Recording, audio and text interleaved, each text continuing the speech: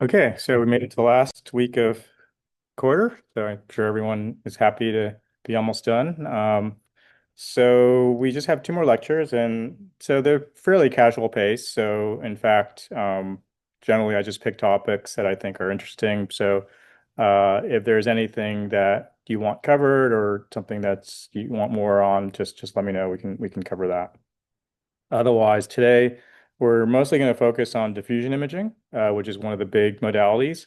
And then if we have time, we'll get into a little bit of RX excitation and slice selection, which is a big thing in MRI, but usually we don't have time to cover it in too much detail.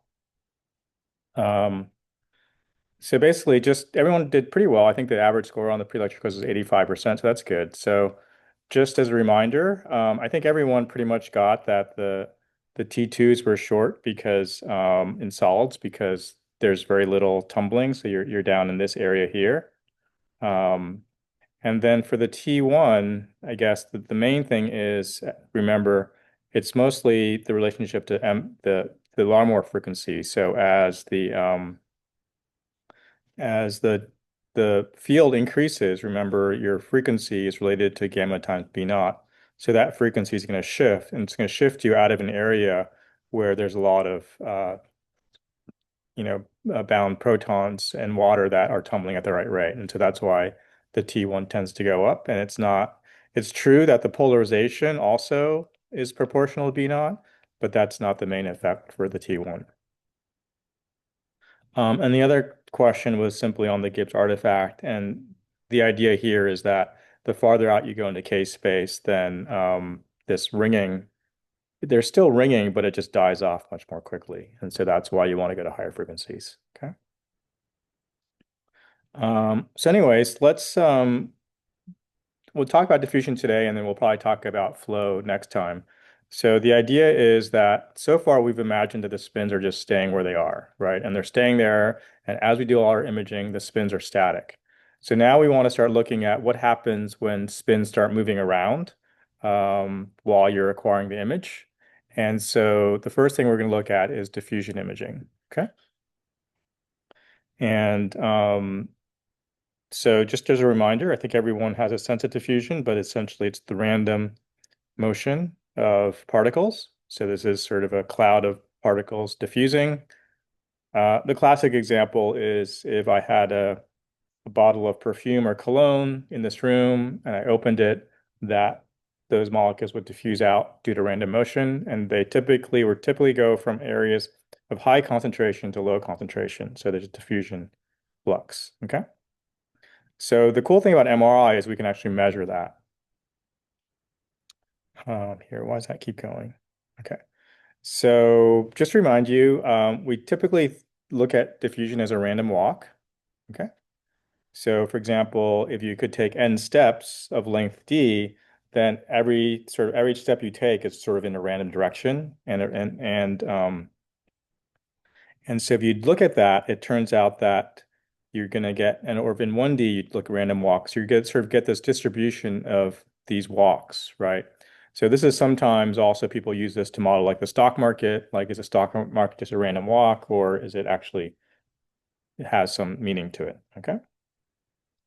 So it turns out that if you look at this, and one of the first people to look at this really closely was Einstein, is you can look at how far do you go after a certain amount of time. And it turns out that the displacement is proportional to the square root of 2 times diffusivity times the time you went. Okay. So for example, if you had a diffusivity of 2 micron squares per millisecond and you waited 100 milliseconds, on average, each particle will only travel 20 microns. So it's not really much, but it turns out that MR can be very sensitive to that. Okay. Okay, and then the other way to look at diffusion is sort of the probability distribution. So basically, what we're seeing here on the left, the right here, this curve here, is we're looking at the distribution of where is the particle at different points in time. And you can sort of see here at 1 millisecond, we sort of know where the particle is. And then at 2 milliseconds, things start spreading. At 5 milliseconds, they're spread even more. And at 10 milliseconds, the probability distribution the standard deviation has increased. And so that standard deviation is basically that square root of 2 times dt. All right. So once again, Einstein described that. And the key was he described this for a homogeneous barrier-free medium. Okay. And if that's the case, then you end up with this RMS displacement that has a square root of time dependence. All right.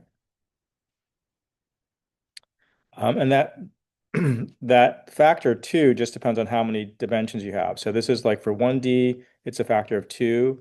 For 2D, it's a factor of 4. And for 3D, which is what we a lot, what we're looking at is a factor of 6. Okay. In terms of if things are confined to 1D or 2D or 3D, how far it can go. Okay. So now how does that relate to MRI? Okay. So just a reminder, we're going to make use of the gradients. All right. So remember, we have an X gradient, a Y gradient, and a Z gradient. And each of those changes the magnetic field in that direction. So this is the showing that everything is the Z. This is the Z component of the field. And so we're modulating the Z component of the field in either the X dimension or the Y dimension or the Z dimension. All right.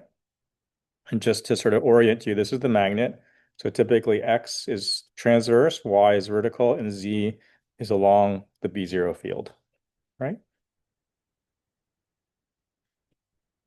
Okay, and just to remind you, what gradients do is if a gradient is stronger, so at isocenter, the spins process at gamma B naught. Out here, where we've added a field, so here we've got gamma B naught times gamma GXX, these are going to go faster. So these are going to have a sort of clockwise rotation with respect to the isocenter. And whoops. And then these go slower. So these are going to have a counterclockwise rotation with respect to the isocenter. And so these sort of stay stationary. All right, so that's just review. So now let's look and see why is MRI sensitive to diffusing spins. So imagine there's like two spins here, okay? So let's call it spin A and spin B, okay? So you can imagine that they are, say they start off at this point here, where there's like, it's a negative field, so they're gonna have a counterclockwise rotation, right? So you can imagine if I had two people standing on a merry-go-round and it's going counterclockwise, right? And it's going counterclockwise for like a second, right? And if you stood still on that merry-go-round, then if I go counterclockwise for a second and then I stop and go clockwise for a second, you're going to end up in exactly the same place, right? Assuming you're just standing still on the merry-go-round. But now let's say you have like two kids on the merry-go-round and they're randomly moving around, right? They're just running crazy, crazy motion like little kids do. So now, in addition to this motion here, so they're going to sort of like the one person's going to move somewhere to another part of the field, and then when it reverses, they're not going to come back to the starting point. Okay. So that's almost what we're talking about, but not quite, but it gives you the sense of why motion would affect whether you come back to the starting point or not. Okay. So in this case, the case is we look at point A and point B, spin A and spin B, and we apply this gradient for a certain amount of time. And after that certain amount of time, they've moved to different parts of the field. Okay. And so now this guy here is actually going to go, he's going counterclockwise more. So he's gone all the way around here, whereas this guy has accumulated this much phase. Okay. And why have they accumulated? So now we're looking at the phase of each spin. So so B has accumulated more phase because as he's moved into a more negative part of the field, right? So he's got a stronger field. So he's going to go more counterclockwise, whereas A has moved into a weaker part of the field. And so it's not going to go as much counterclockwise, right? So there's less phase, delta phi for spin A. All right. Now what we do is, so typically we wait some amount of time, and then at the halfway point, we switch the gradient. And we let, like, let's say we play this gradient on for milliseconds. Now we're going to let this gradient go on for another millisecond. And now we're looking at A and B. Okay. So now you can sort of say A moved from here back to here. Okay. So if this was a zero phase, right? Zero is here, it overshot zero, right? Why is that? Because remember, it moved into a weaker part of the gradient, which made it go counterclockwise just a little bit, but then it moved back into a stronger part of the gradient, which made it get more phase than it needed. Okay. So it's got some phase. Let's look at B. Okay. B has gone from here to here. So it's even, oh, sorry, that's wrong. Let's see, how do I erase that? Eraser, pen. Okay, so whoops. B has gone from here all the way to here now, okay? Because it's kept going into, oh, sorry, let's see. Nope, I got that wrong.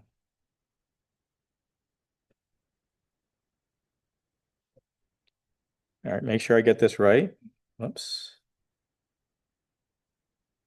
Let me erase that again. Okay.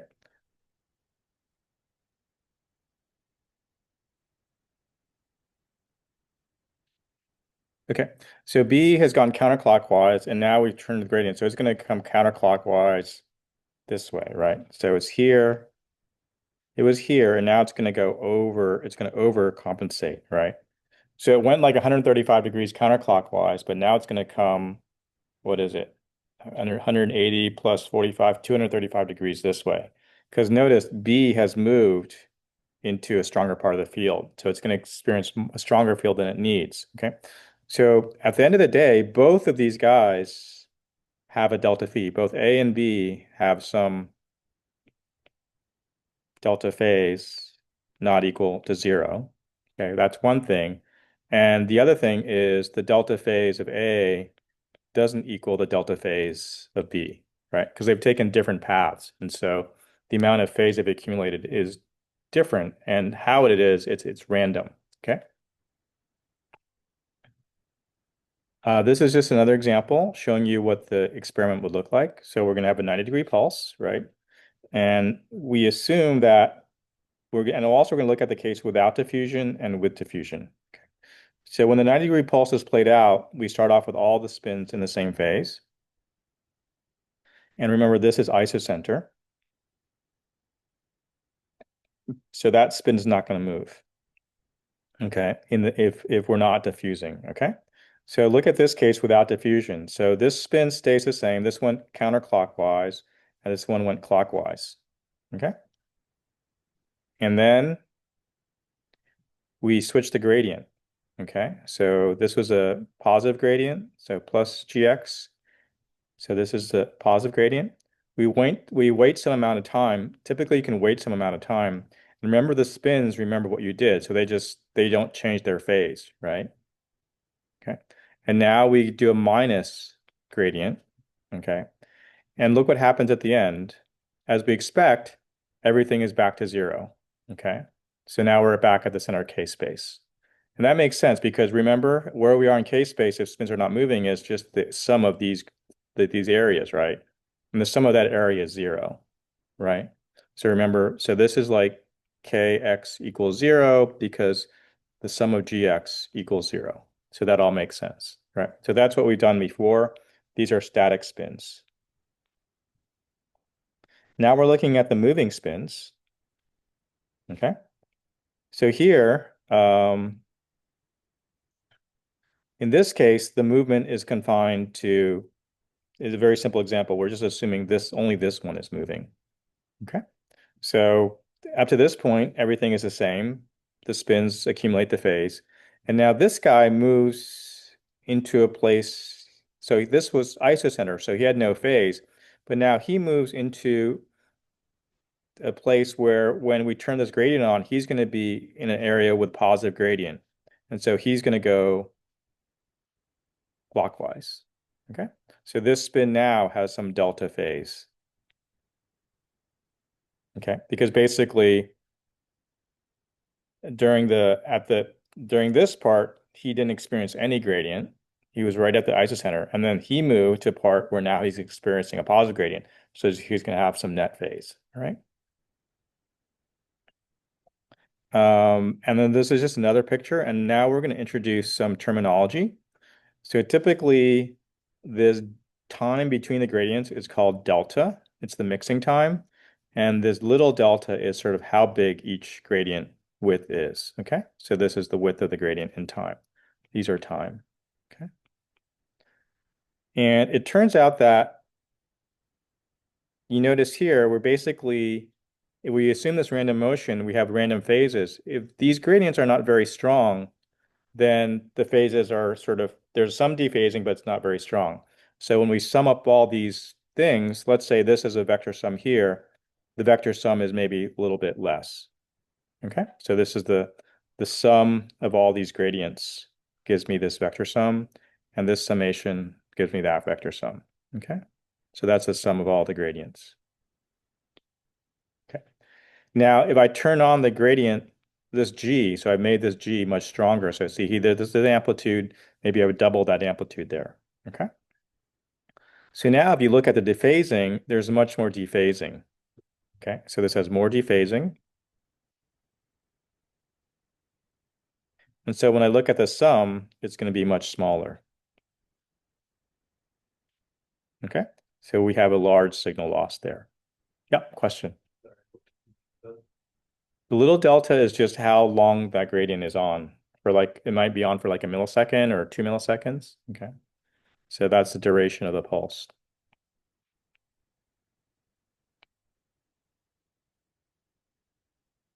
And the delta is just the mixing time.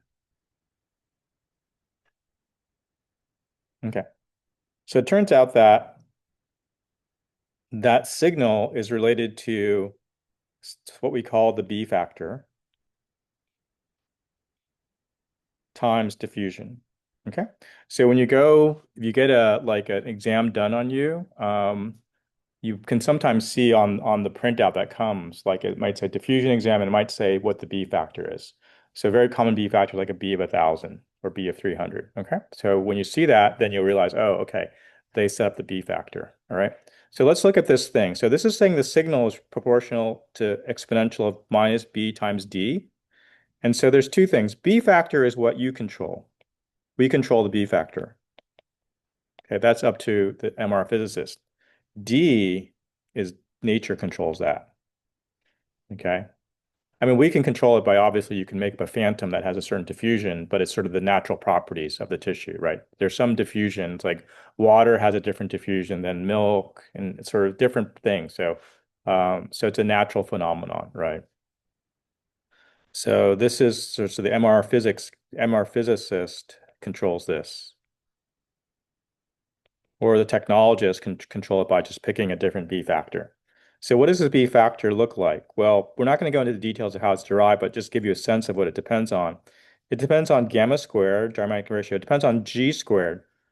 So it's G squared. The bigger you make that gradient, the more dephasing there's going to be. So there's going to be a bigger B factor. Okay. So one way to make the B factor bigger is just make your gradient bigger.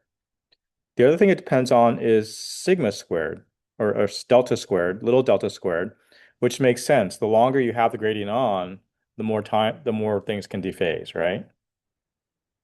And then it also depends on delta, which is the mixing time, which makes sense because if I apply a gradient here and I wait some delta, I give the spin more time to move around, so it can move around to a different spot. Okay, so all those things are under your control when you sit down to an MRI console. You can say, oh, I want this B factor, and I want to do it by increasing the amplitude. At some point, maybe you hit the amplitude, the gradient can't go any higher. So you say, okay, I've maxed out my gradient. So now I have to increase my delta, right? Okay. So that's the B factor. So let's take a look at what that looks like. So we're starting here with 3 different images. And what you're going to see here is let's just look at the image first. So this goes from a B of 100 to a B of 1394. Okay. And you can sort of see that the images are getting darker and darker and darker, right? Because things are diffusing. But you notice that not all the tissues get darker at the same rate. So what tissue gets darker the fast? What part of the brain is getting darker the fastest? Yeah, the ventricle. So like this part of the brain is getting pretty dark, right? If you look at that. So why is that? That's basically, that means that that's the fluid, right? And fluid has a really high diffusivity. So the molecule is moving around very easily. Okay. So that's a good point. What part would you say is decreasing the slowest?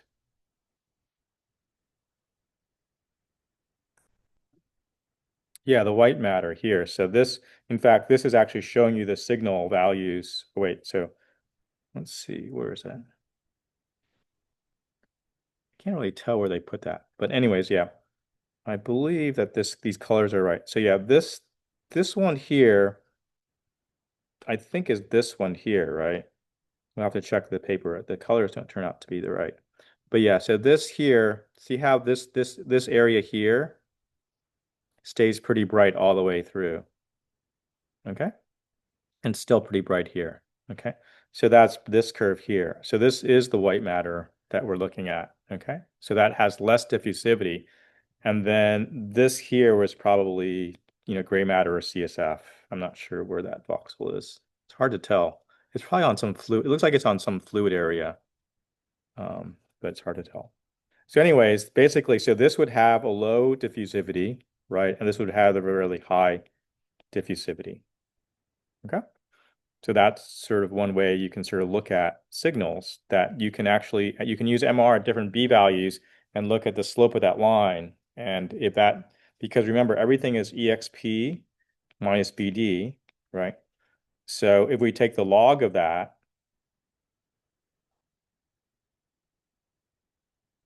that equals minus BD, okay? In fact, and this is what they're doing. They're taking a log of the signal, all right? So that's what we expect to see. Okay, so that's basically what's related to, if you do that and you fit the line, you get what's called the apparent diffusion coefficient. Okay, so just right here, basically the signal is equal to some initial value times minus B times this is, D is sort of ideal. Ideally, you would do D, but ADC is what we call the apparent diffusion coefficient. It's what you actually measure. And then if I take the log of it, I should get a line that's minus B ADC. And this is versus B. So the slope of the line equals minus ADC. All right. So now let's look at a picture of that. So this is showing you a T2 weighted image here, right? And that looks pretty normal. So if you went in for an MR exam and you got this, that's all you had, and you looked at that, you're like, that person looks pretty normal. Okay, just, that's fine. The fluid is bright, which makes sense. Remember, molecules that move very quickly have a very short T2, so that would make sense. But now look at this image. All of a sudden, this person doesn't look normal, right? This whole area, super bright. So what can you say about the diffusivity here? Is it higher or lower than the other tissue? Much lower, right? So low, right? And if you look at the ADC map, that same area, you can sort of see has a low ADC, right? Which makes sense. Okay. So this person, any ideas what happened to this person?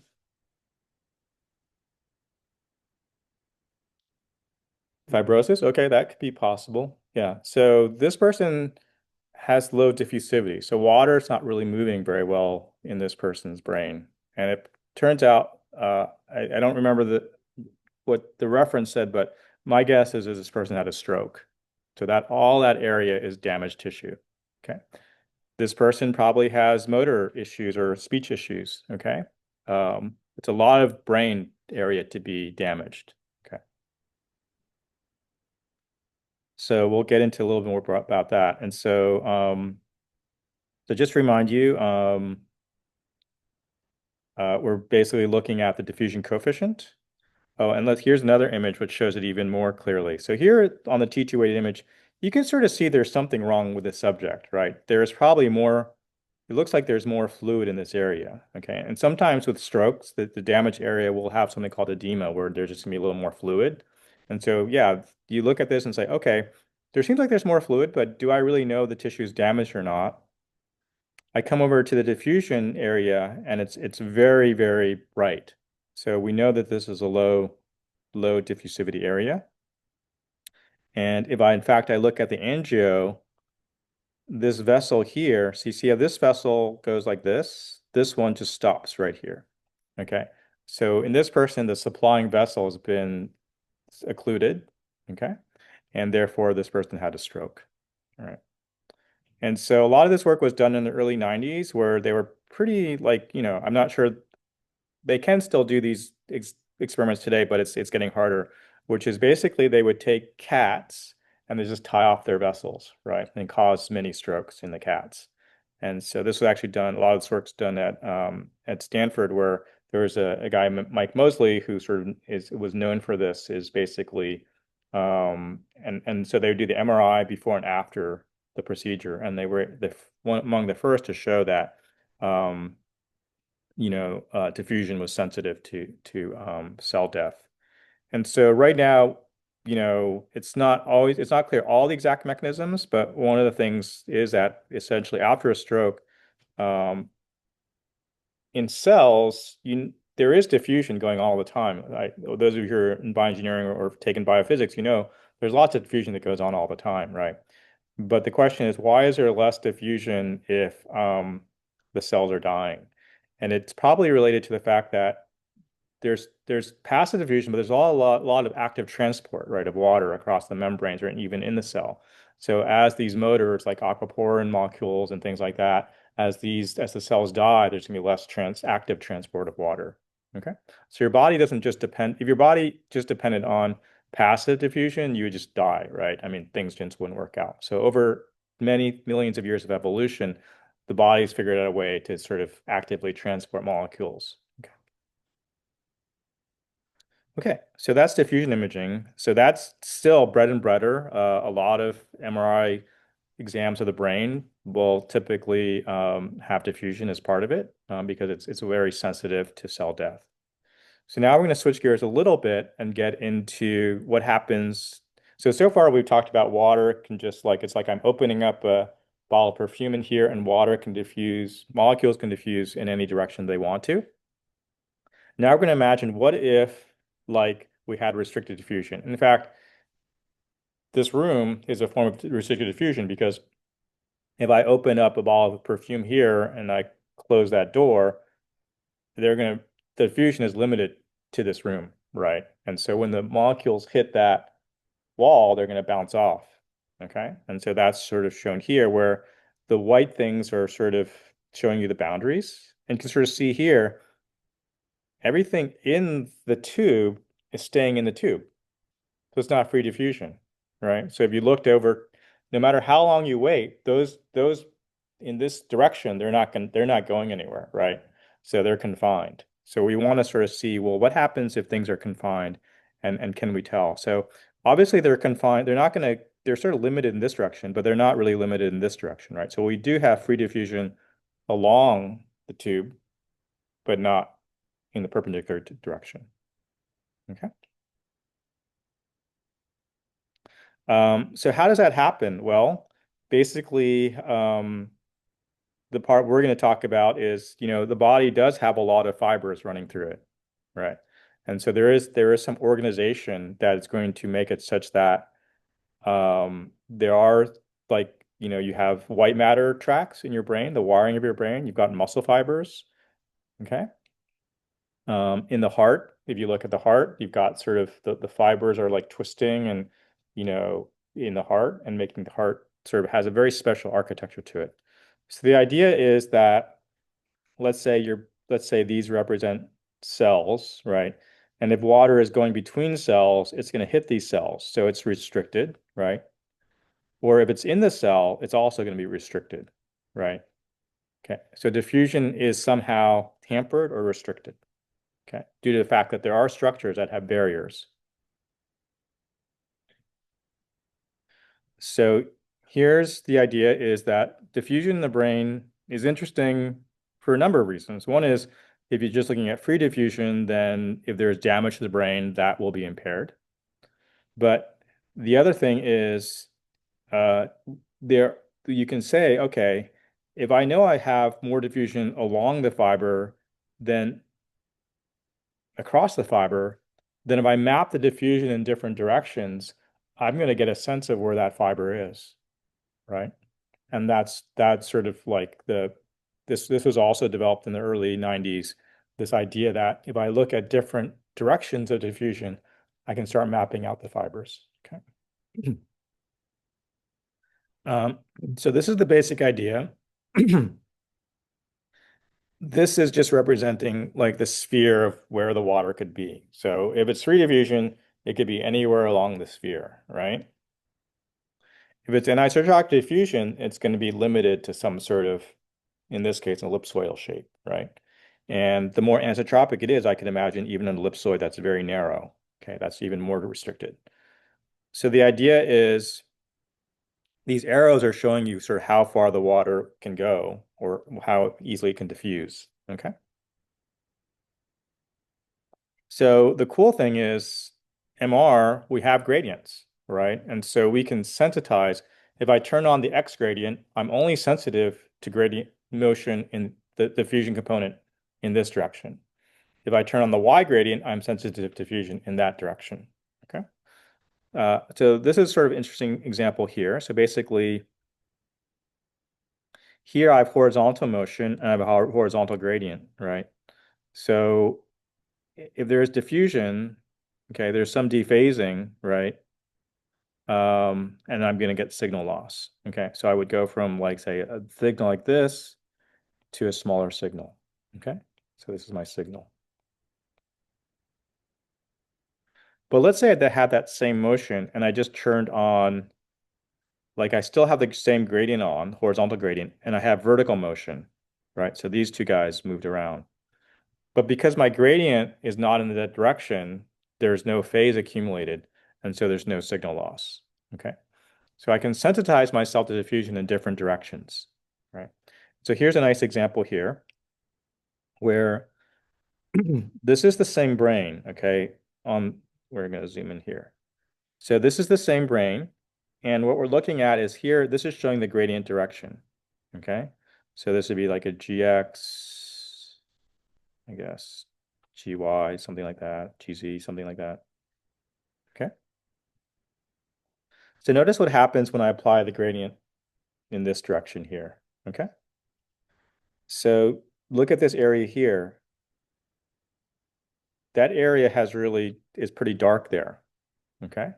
Therefore, that means that there must be some diffusion going this way, okay? So there's diffusion going this way, right? Because I'm sensitive to motion that way.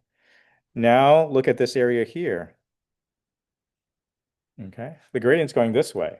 So that means there must be very little diffusion going that way, right? Okay.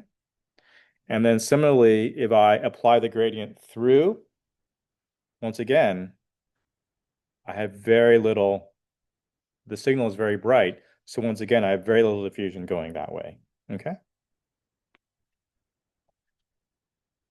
So these are both low diffusion in that direction.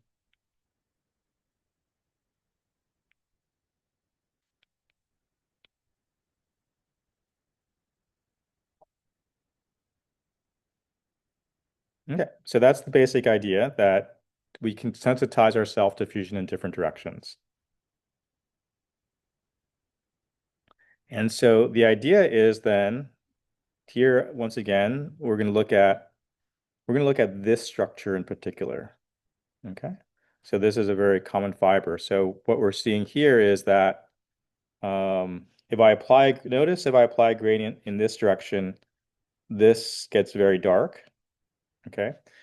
If I apply a gradient through plane, it's pretty bright. Okay. So I know there's a lot of diffusion going in this direction. Okay. And now I apply a gradient in this direction, and now this area gets dark. So I also know there's a lot of diffusion going in that direction, right? And here I know that there's diffusion there as well.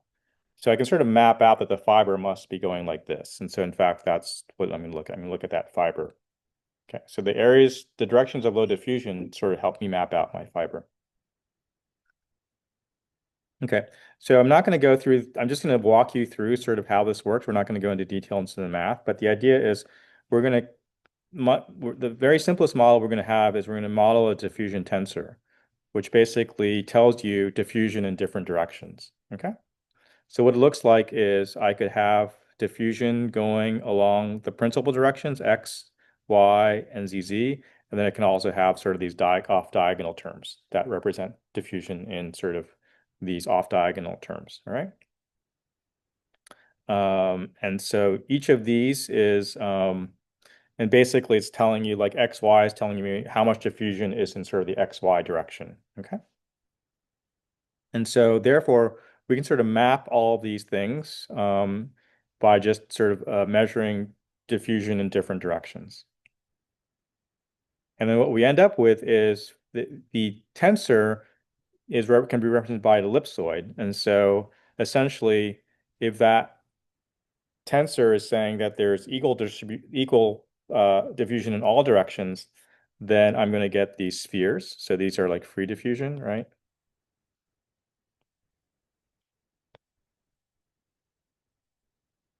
And if I get more sort of ellipsoidal cigar shapes, then this would be more restricted.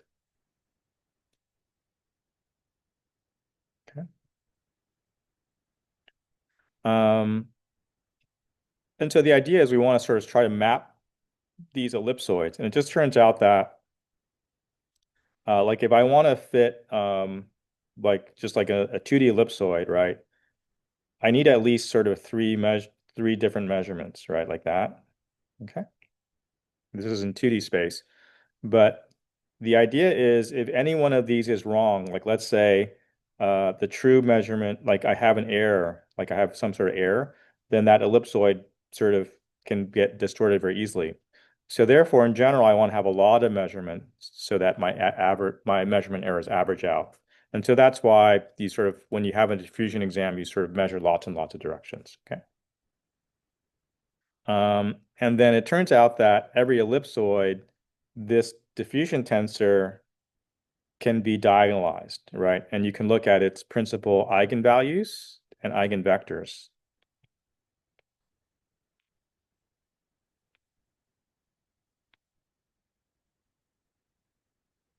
Okay, so it just turns out that for a 3 by 3 matrix, if you go back to linear algebra and you diagonalize a matrix, that basically tells you the principal axes of the ellipsoid. Yeah, question. Maybe the answer is that there's no reason to do it otherwise, but Yeah. why do you take multiple different directions rather than just sampling the same direction multiple times? Oh, okay. Because if I sample the same direction multiple times, all I know is about diffusion in that direction. Well, still, if you took like the 9, for example, and sampled them multiple times, why is it better to take further in between directions? Oh, you mean why not? Why not? One answer is it's going to give you more information about things that don't actually meet this model exactly. Um, and I think also, yeah, that's a good question. I mean, you could sort of reduce the error by just getting more precision on each of those. So yeah, not sure if anyone's doing a project on diffusion MRI, that'd be something to. I know it's been looked into. I just don't remember the exact answer. Um, but in general, right now, people do multiple directions because they want to. We'll get into it soon. We want to look at what happens when there's two fibers crossing, and in that case, more directions helps. Okay. Okay. So the idea is, without going too much into the math, it just turns out that what you need to really look at is the eigenvalues. So these tell you the lengths of your principal axes in your ellipsoid. So if I have isotropic diffusion, these are sort of equal eigenvalues. Okay. So each of these principal axes has the same length. Okay. And then if I have anisotropic voxels, then typically one eigenvalue will be much greater than the other two eigenvalues. And that's representing this one has much more diffusion in that direction. Okay.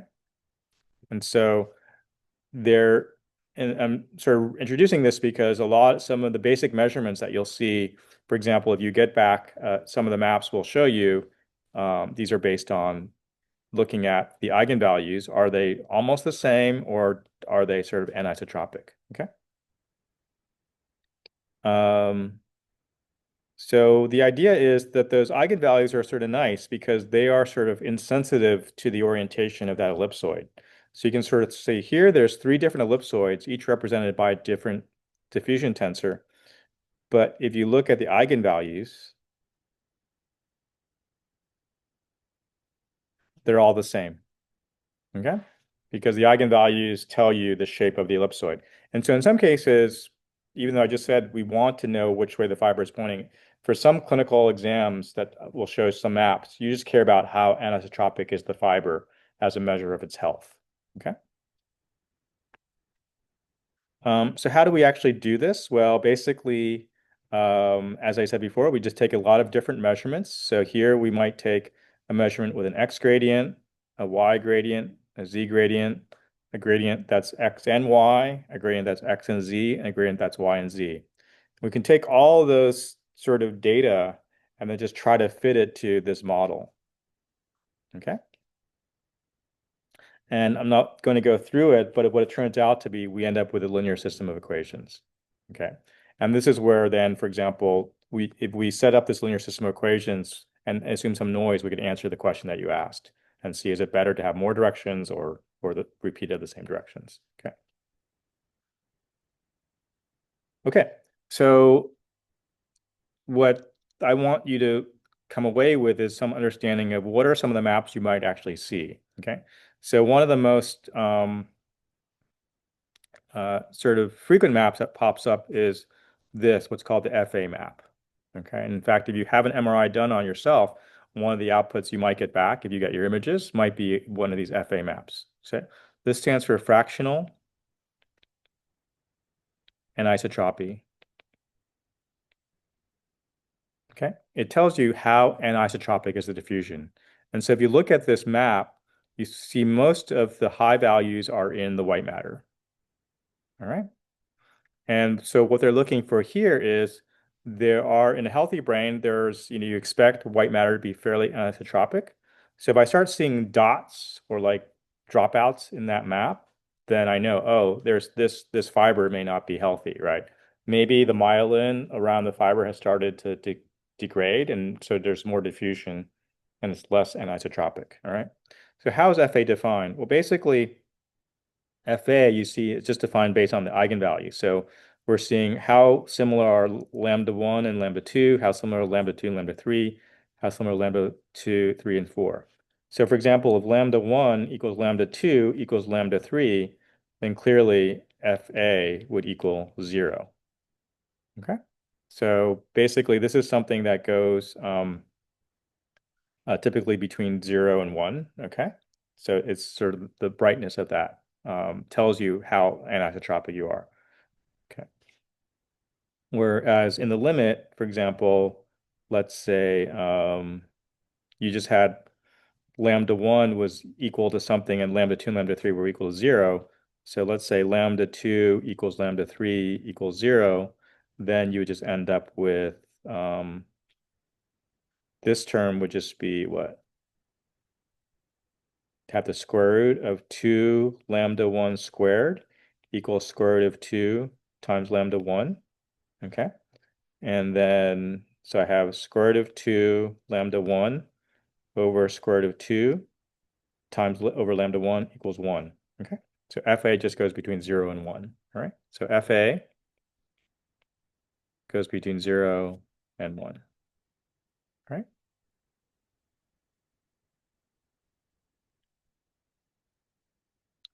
So here's an example of someone who has some degeneration. So basically, this tract here, the right cortical spinal tract at the pons level. So the pons is sort of near what's called your getting into sort of near your brainstem area, and so the brainstem really controls, it's sort of like you consider it sort of like the reptilian part of your brain, like all the stuff that you don't really know what's going on, like all the stuff you assume is working, that's basically your subconscious. Okay.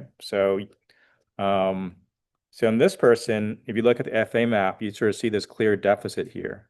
Okay. So this is a stroke patient, and there's some degeneration of that tract, and so this person is probably going to have some issues with some sort of basic, autonomic uh, processes. All right. Okay. So the other cool thing you can do is now imagine for every voxel, right, you have an ellipsoid, which says, okay, I've either got isotropic or I've got anisotropic. And you can sort of start playing and saying, oh, well, look, when I have fibers, it seems like if I just look at the direction of those ellipsoids, maybe I could start tracking how those fibers are going. Okay. And in fact, what if I just took the principal eigenvector? Okay. And so all these little arrows are showing you these are like voxels that have one principal direction that's pretty strong and the other. So they're very anisotropic. And if I just look at the direction of that principal direction, I can sort of start seeing these flows of diffusion, right? And I can just say, oh, okay, I'm just going to use that principal direction as my estimate of the major diffusivity, and I just sort of connect the dots. And I start doing my fiber tracks. Okay. So if you do that, one thing you can do is you can estimate what is the principal fiber direction. And so, for example, here it's just showing you that, um, the color mapping is showing you which way the fiber is going. So, for example, here, this red would say that the fiber is going this way. Okay. And I think blue is basically, so here, anywhere you see blue here, the fibers are going in and out of the plane. Anywhere you see green, they're going this way, and anywhere you see red, they're going this way. Okay.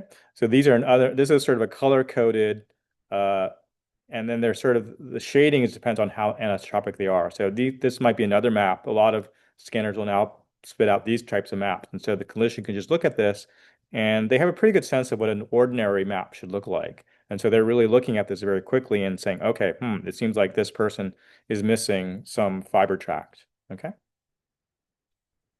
So for example, here, not even being a clinician, all you have to do is this is a healthy guy, this is a healthy person, right? And this is the patient, right? And you sort of look at these and go, okay, well, there's certain things that, first of all, the healthy patient looks pretty symmetrical, right? Everything you see on the left, you sort of see on the right, right? Maybe we'll do like a pattern matching thing. And now if you look at the patient, there's one glaring thing, which is if you look at here, there's definitely this tract running up. The green tells you it's a tract that's going vertically, and this person is missing that on that side. Okay. So this is a patient with dysplasia. Okay.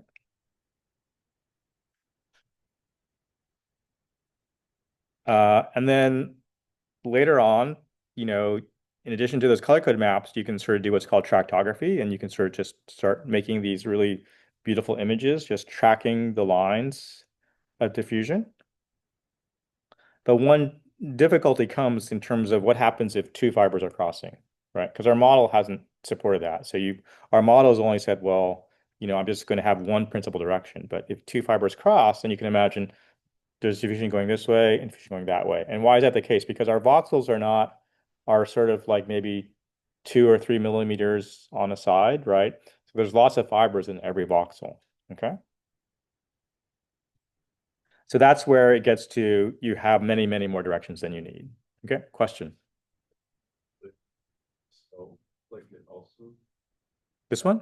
yeah, or the one before as well, like the skull or at least the boundary of the brain. Yeah. It has orientation. Yeah, that's a great question.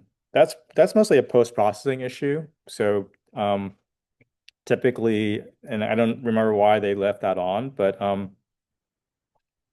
there's typically there is signal there, but there's also low SNR, and so a lot of times you'll just strip out the skull, and depending on how well they stripped out the skull. Yeah. Yeah.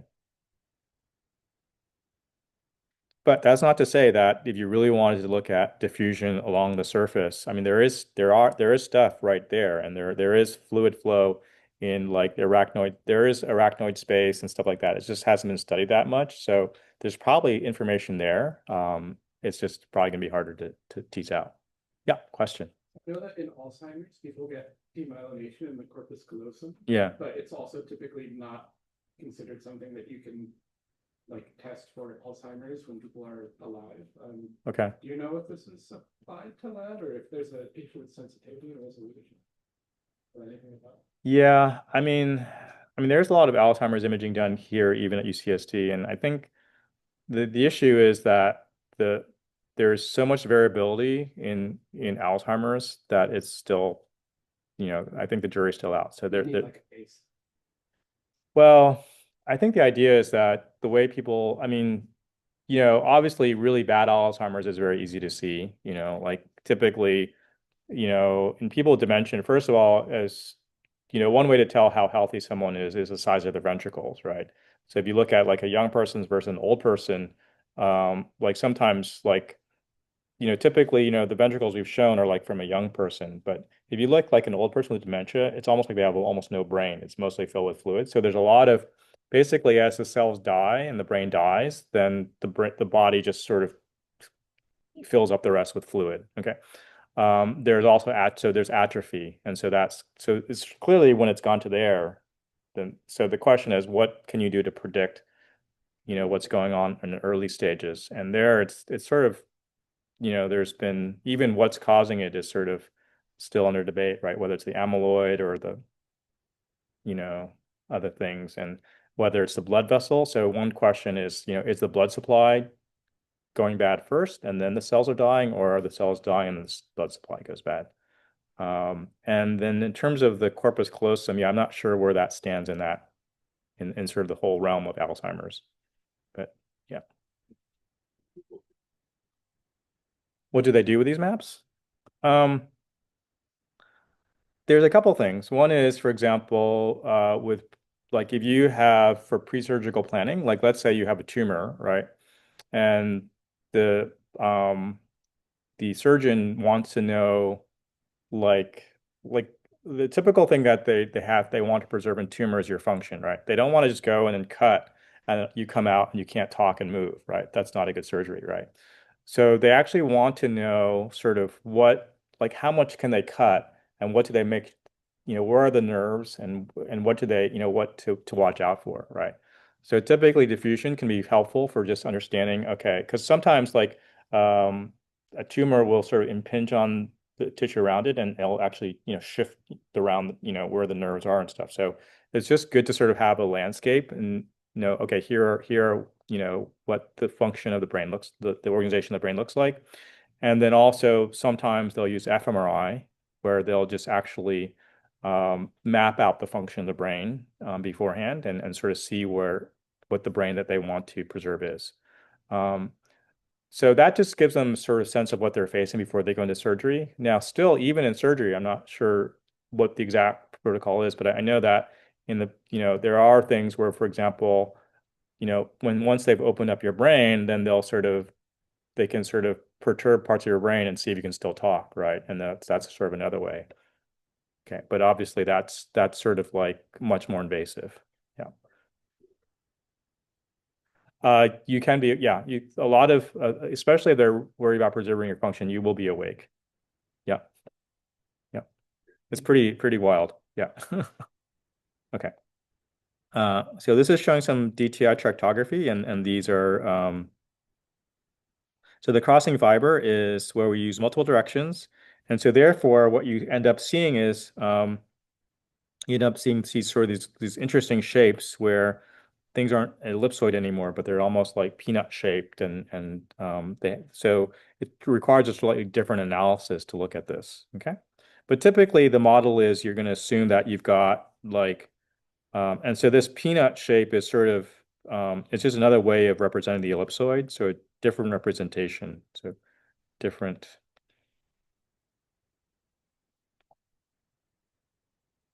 The ellipsoid was sort of telling you how far you went out. and the peanut shape is telling you the signal intensity. And so typically a model is you might say, well, one vessel, one fiber would have this representation, and then I just convolve it with two things. And so I end up with two of those shapes together. Okay. And then you fit that to your model. And so if you do that, then you can sort of resolve what are called these crossing fibers. Okay. Um, and so here's the thing that I showed you a while ago, which is what you can do with MRI that you can't do pretty much with any other modality that I'm aware of, which is these are maps taken on sort of healthy human subjects. So if I put you in the scanner for 25 minutes, I can get a really nice map, 11 minutes and 8 minutes. And these are probably already 10 years old. So state of the art is even better than this. But you can sort of see that the MR is really right now the only modality that can sort of do a whole brain wiring map non-invasively. Okay. Like even if I said, okay, go ahead and like cut open someone's brain and do your best to map their tracks, you're still going to have a very difficult time doing it, right? Because typically it involves like I inject a tracer into one fiber and I wait for it to like move maybe hours to some other point, and then I have to pick another one. And so it's just going to be incredibly time consuming. Okay. They did that in poster correlates with. Yeah, well, they've done it for major tracks and it's certainly in animals, right? It's not something you can do in humans. Yeah, unless, yeah, sorry. Scratching or I question? was gonna say you can also like infect with a retrovirus to like go backward from synapse or something to kind of get tracks. Okay, yeah. You can also use MRI. You can also inject manganese contrast, and so you can use MRI, but still tracking something is sort of just very it's not a parallel process, right? I mean, obviously you could probably inject different tracers with different, properties and make it parallel, but it's still not going to get billions of fibers at the same time. Okay. And this is a pretty cool application, and there's more work being done here, even now, looking at development. But one of the interesting things is that if you look, and this is looking at humans from 2 weeks to 1 year to 2 years, and you can sort of see here when at 2 weeks old, there's really not much fibers, right? When you're born, you're really like you've got brain, but it's not hooked up, right? But look at 1 year, you're already seeing sort of really the classic sort of white matter tracks, but it's not as fully developed. So you go from 1 year to 2 years, you're seeing even more white matter tracks. And so what's happening is, those early years of development, there's a lot of sort of maturation of these white matter tracks. Okay. So basically all that learning is sort of wiring your brain, right? And so if you're not going through that development, then this wiring is not necessarily going to happen. Okay. So that's those early years of development are super important. Okay. So any questions on that? Okay. Okay. So I'm going to just switch gears a little bit. We're just going to give you a taste of 2D slice selection just because it's such an important part of MR, and this also gives you a clue to sort of some sort of other interesting things you can do with MR. So previously we just talked about RF excitation as like how do you get magnetization to go from here to here? Okay. And then we assume we're going to do that everywhere, right? But a lot of times in MR, we only want to get spins from a certain area. Okay. So for example, I might just want to get a certain slice and then do an image of that slice. Or I want to just get like the top head of someone's head, right? I don't want to look at the spins from anywhere else. And so we do want to be able to select the volume. And so that's what's called selective excitation. So here, non versus non-selective. So non-selective, we've covered before. I'm tipping all the spins. Selective is, look, I'm only tipping these spins, and I've left the other spins alone. Okay? So we're going to talk a little bit about how to do that, just give you a taste of how that's done. So this is what the picture looks like. If I look at the M sub Z component, and I select a slice, then after here, in my slice with a 90-degree pulse, M sub Z equals 0 with theta equals 90 if I do 90-degree pulse, right? And then before excitation, the transverse component is 0 there. And afterwards, it's equal to my M naught after 90-degree pulse. Okay, so basically this means I've done a good job of selecting all the magnetization in just a single slice with that width is delta Z. Okay. So this was the picture before we had. Remember, when we're on resonance, we can tip the magnetization pretty well. Okay. And if we're off resonance, the magnetization doesn't tip. Right. So that gives us a clue. Okay. So basically the idea is everything in the slice that I want, I need to give it the frequency it wants. Right. So I want to make everything here on resonance, but then everywhere outside my slice, I want to make those off resonance so that they don't get what they want. Okay. So the idea is this is now where we come back to our gradient, right? I apply gradient, and so everything within my slice is going to have some range of frequencies, let's say from F low to F high, right? So there's some frequency band of frequencies in my slice, and everywhere else I have other frequencies. So I just need to have my pulse have those frequencies in them. If my pulse has those frequencies in them, then I'm going to do a good job of tipping all those spins, all right? That's shown here, where basically this is my delta Z. I've turned on my GG gradient here. And so this is going to be like, this is positive, so it's going to be higher frequency, higher. This is going to be lower, right? And so I'm going to have some bandwidth, okay? And so I've got some frequencies that I care about, right? And I want to say, I want a pulse that has has a rect shape function of frequencies and zero frequencies outside that band. And so then it turns out that, oh, if that's in the frequency domain, I want something like a rect function. It means in the time domain, I need something like a sinc function. Okay, and that's exactly what the pulse is going to be. So the RF pulse is going to have an envelope that has a sinc. Okay, and so this is sort of another place where, like if you look under the hood of MRI code, you'll see all these sinc functions, right? And in fact, if you put an oscilloscope to like the RF channel on an MRI machine, you'll see little sinc functions coming out. Okay, yeah. I guess in my mind, like the gradient is being applied by this big magnet. Mm-hmm. And this how it only applies this thing right there, or Yeah, so the gradient only applies, makes it so that spins have different frequencies of precession, right? So this spin, this is a lower frequency. So this spin here spins at a lower frequency, and this is a higher frequency, right? And so all these spins in here have a different frequency, right? So every spin, I need to give it a RF pulse that has that frequency, right? So the question is, how do I have an RF pulse that has frequencies spanning from here to here? So I say, well, that is like a rect function that has frequencies between some span. Okay. So they're centered, let's say it's centered around F naught. So around my F naught, I basically got a rect function of frequencies. And so then I say, okay, I want some time domain function. So basically I'm saying uh, my signal has some Fourier transform of a rect, right? Say rect of F over some bandwidth.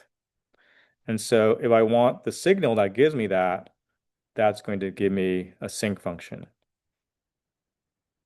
Okay, so that's the RF. So the RF pulse is what has the sinc function. So this is the RF pulse.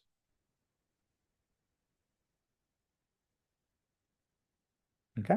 So say instead of just sort of previously we just had applied something on resonance, which is like something that's going to go on forever. So now we're just saying just apply a short pulse that has that sinc profile, and it's going to give you the right frequencies. Yeah. Yeah. It's pretty cool. I mean, it's sort of like, you wouldn't, so you it's sort of basically it's basically a very practical everyday application of Fourier transform where it would be hard to come up with a solution just by thinking about it. But if you know the Fourier transform, you go, oh, okay, I just need these bandwidths, and so I need a sinc function. Okay. Okay, sure. Yeah. Yeah. Well, this might help you. Okay. So this is something I never knew about until I started teaching this course. This is called, and there's the YouTube link here. It's called Barton's pendulum. Has anyone seen this before? Okay. So what you're going to see here is basically, you have um, you have balls with different lengths to them, right? And so each of these is going to have a different resonance frequency, right? I forget, it's like, I don't know, it's like square root of L over G or G over L, something like that, right? So anyways, yeah. So, and then what's going to happen here, this is going to be the driver, okay? So this is the driving one, and it's going to have a certain frequency to it, okay? And so what I want you to do is I want you to watch and see which of these starts moving the most, okay? So here we go. So they're just sort of randomly moving around, and then at some point pretty soon you're gonna see a hand come and grab this ball on the driver ball. Let's see. So here he goes.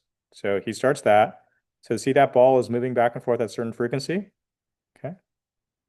And so everything is sort of moving now, but over time, you sort of start seeing that only one ball is going to have the most motion. You see that? Okay. So it's this guy here, right?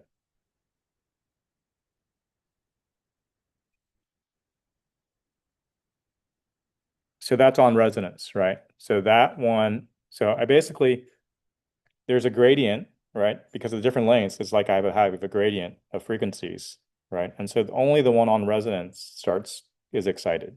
Okay. Okay. So we're not going to go through these examples. I'm just going to skip ahead here. I mean, the idea is that so in every RF, for most MR sequences, you always have the sync pulse, and you have a gradient on while it's on. We also have a slice refocusing gradient, which not really going to go into what that's for, but this is a typical RF MRI pulse sequence. This is sort of like our spin warp that we did before. Okay. So now you sort of like this is the very basic MRI sequence that you could have. And so if you go into MRI, then you're going to see things like this, where you're going to have things that are selecting the gradients or exciting the spins, and then you're going to have sort of the imaging part. So this is like excitation, slice selection, and then this is the imaging, the encoding. Okay. And then the other thing you can do that's sort of cool, we'll end with this, is that you can actually, so we did a very simple thing where we said, I want something that has like a slice that's a rect function, right? And it turned out that the answer was play out a pulse that has a sync function. So that's like Fourier transform pair. So another question is, well, what if I want some other shape, right? Like let's say I want a triangle. Then it turns out that the answer is the same. I would just have to play out a pulse that's a Fourier transform of the triangle. Okay. And so that's actually the case. And so, for example, in this case, they wanted just like a circle, right? And so they played out a pulse that had the Fourier transform of a circle. And you can take even farther. In this case, they said, I want to make magnetization that looks like my wife. Okay, so this investigator here took a picture of his wife, took the Fourier transform of that image, right? And then designed pulses based on those Fourier transforms, apply those pulses to a phantom that's just like filled with water, and probably some other materials. So if he didn't apply those pulses, he just applied an ordinary pulse, he'd just get a round ball, right? But instead, he applied the pulses that had the right Fourier transform, and so the magnetization was arranged in a way that when he took the image of the magnetization, this is the image he got. Okay, so that's pretty good. I mean, obviously, this is more of like a party trick, but it just shows you what you can do with MRI. You can actually imprint any image you want in the magnetization. Okay. The idea is very simple. It's almost like 3D printing. Essentially, you're basically, before we said every image is made up of Fourier components, right? So this is like every time I go through, I'm just laying down the different Fourier components of magnetization. And as I go through K-space, I'm layering them on. And at the end of the day, I've created my image. So it's like Fourier transform 3D printing. Okay. And then a practical application that I think some of the groups are going to look at is like cardiac tagging, where, for example, here I just want to lay down like something, like a cosine magnetization, right? And so if I look at the peaks here, that's got some cosine sort of variation. So remember, the Fourier transform of cosine is just two delta functions. So it turns out if I just have a pulse and wait and do another pulse and apply in the presence of a gradient, I'm going to end up with sort of a cardiac tagging. Okay, so that's sort of a simple way to think about that. So this is just to give you a sense of how sort of rich the area is, that you can actually design things of anything you want. You can actually 3D print it into your object. Sorry, was there a question back there? Yeah, no, because you mentioned kind of like the layering example of 3D printing. Yeah. But do we go more kind of just like in the center for low frequency and indicate those to higher frequency to get like higher resolution of the image? Yeah, exactly. So basically, you would sort of apply a certain gradient at some place or in K space where the RF pulses are exciting things in the low frequency. And then you come back and you add different details to that. And so you're adding like these magnetizations on. So at the end of the day, the magnetization follows any shape you want. Yeah. So it's pretty cool. I mean, and it's sort of a really nice way of showing how, once again, Fourier transforms are sort of, a nice way of thinking about things for MR. Yeah. Was there a question there? No? Okay. All right. Okay. So I think that's good. So we'll end for today. Next time we'll talk about flow and maybe future stuff. But if people have any requests or anything that they've always wanted to know about MRI, just feel free to send me an email. We can sort of address off-topic things as well. Okay. And then also, if you have more questions I think I've given most of the groups feedback on their projects. So there's just a couple of groups that are waiting for revisions on those. But yeah, feel free to talk to me after class or send me email. Okay, so we'll end for today and see you next time.